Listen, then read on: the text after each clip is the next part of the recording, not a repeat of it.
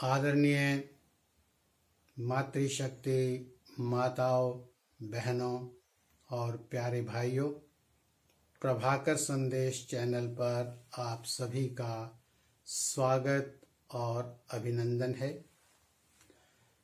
मानव जीवन के अंदर बहुत से उद्गार हैं और इसमें से एक है क्रोध, एंगर, और ये मानवीय स्वभाव का एक ऐसा गुण है जो जीवन के अंदर हमारे लिए अभिशाप ज्यादा सिद्ध होता है और वरदान कम।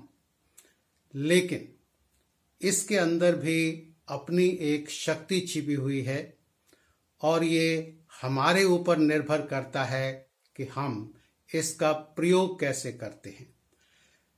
क्रोध के अंदर भी एक शक्ति है, ये भी एक आग की तरह है।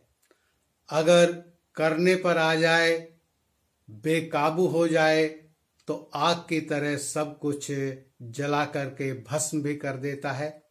लेकिन अगर इसी आग को, एनर्जी को हम संयमित होकर के, इसे चैनलाइज करके, इस पर काबू रख करके और समय आने पर अगर इसका उचित प्रयोग करें तो जीवन का ये अभिशाप वरदान भी सिद्ध हो सकता है।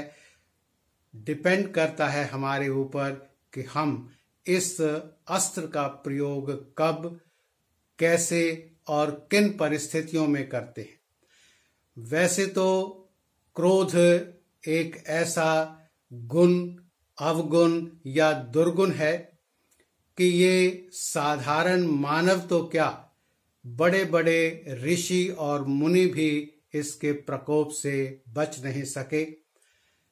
उदाहरण है पौराणिक इतिहास के अंदर कि दुर्वासा ऋषि ने शकुंतला को श्राप दे दिया था और जिसके कारण वो अपने ही पति दुष्यंत को भूल गई थी। इसी प्रकार से भृगु ऋषि को तो इतना क्रोध आया कि उन्होंने जाकर के विष्णु भगवान को भी लात मार दी थी। जब ऋषि और मुनि जैसे क्रोध के प्रकोप से नहीं बच सके तो मैं और आप तो बहुत ही साधारण मानव हैं जिनके अंदर क्रोध की भावना रहती है। लेकिन ये क्रोध क्यों आता है? तो जब हम अपनी इच्छा के विपरीत कुछ पाते हैं, हम जो करना चाहते हैं और वो नहीं हो पाता, तब ऐसी परिस्थिति में, ऐसी स्थिति में हमें क्रोध आ जाना स्वाभाविक है। बातें घर हो, बाहर हो, कहीं पर भी हम हों, छोटी छोटी बातें होती हैं जो कभी बार क्रोध का कारण बन जाती हैं। बच्चे ने हमारी बात नहीं मानी तो गुस्सा आ गया। अगर सबॉर्डिनेट ने बॉस की बात नहीं मानी तो बॉस को गुस्सा आ गया। पत्नी से नमक अगर ज्यादा पड़ गया सब्जी में तो पति को गुस्सा आ गया। पति महोदय बहुत लेट आए तो पत्नी को गुस्सा आ गया। तो गुस्सा आना तो स्वाभाविक है, लेकिन हम इस गुस्से को कंट्रोल कैसे करते हैं ये इस बात के ऊपर डिपेंड करेगा। क्योंकि घटनाओं का घटना मेरे और आपके हाथ में नहीं होता, लेकिन ऐसी परिस्थिति में हम रिस्पॉन्ड कैसे करते हैं, रिएक्ट कैसे करते हैं, तो आउटकम जो होगा उसके अनुसार होगा। तो इसलिए परिस्थितियों पर भले ही आपका वश ना हो, लेकिन अगर परिस्थिति से उत्पन्न गुस्सा आपको आया है तो हमारा जो रिएक्शन है वो क्या है, उसके ऊपर आउटकम डिपेंड करेगा कि वो झगड़े के अंदर बदलता है, डांट डपट होती है, मार पीट होती है, या लड़ाई झगड़े होते हैं। चलते हुए सड़क पर कहीं कार से वाहन टकरा गया तो हम वहीं पर उतर करके और लड़ना झगड़ना शुरू कर देते हैं। तो ऐसी स्थिति के अंदर गुस्से को हम, अगर हमारे अंदर के शॉक एब्जॉर्बर्स बहुत स्ट्रांग हैं तो उस गुस्से को हम नियंत्रित कर पाएंगे।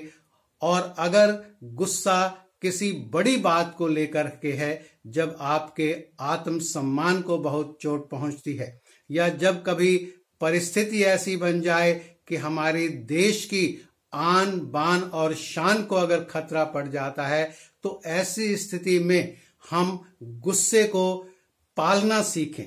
गुस्से को अंदर ही अंदर हम इस ढंग से, जैसे किसी एनर्जी को हम कंट्रोल करके और समय आने पर उसका प्रयोग करें, तो देश की आन बान और शान के लिए हमारे सैनिक, हमारे बहादुर सिपाही गुस्से को पीते हैं, लेकिन जब वक्त आता है तो फिर ऐसा करारा जवाब देते हैं कि फिर सर्जिकल स्ट्राइक जैसा उदाहरण भी देना पड़ता है।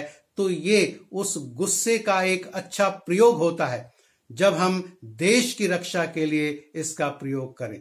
लेकिन साधारण परिस्थितियों में अगर बच्चा होमवर्क करके नहीं आया और टीचर ने उसको चांटा जड़ दिया, तो ये गुस्सा टीचर के बारे में अच्छा नहीं कहा जाएगा, क्योंकि अपेक्षा ये होती है कि ऐसे गुस्से को हम कंट्रोल करना जो है वो सीखें।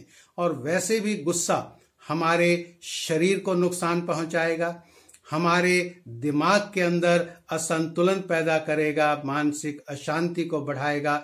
भगवान श्री कृष्ण ने गीता में भी व्याख्या की है कि गुस्सा क्यों उत्पन्न होता है।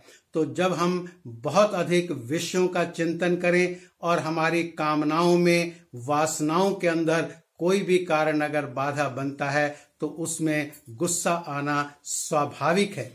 परंतु गुस्सा इतना आपके ऊपर हावी ना हो जाए कि आप उस गुस्से में ऐसा कोई कदम उठा बैठें जो आपके लिए भी घातक सिद्ध हो, और या परिवार के लिए घातक सिद्ध हो, या समाज के लिए घातक सिद्ध हो। क्योंकि बहुत अधिक गुस्से में या तो हम स्वयं को नुकसान पहुंचा लेते हैं, सुसाइड जैसे उदाहरण आपको मिल जाएंगे, और ऐसे भी उदाहरण मिल जाएंगे जब हम मरने मारने को उतारू होकर के दूसरे का मर्डर कर देते हैं।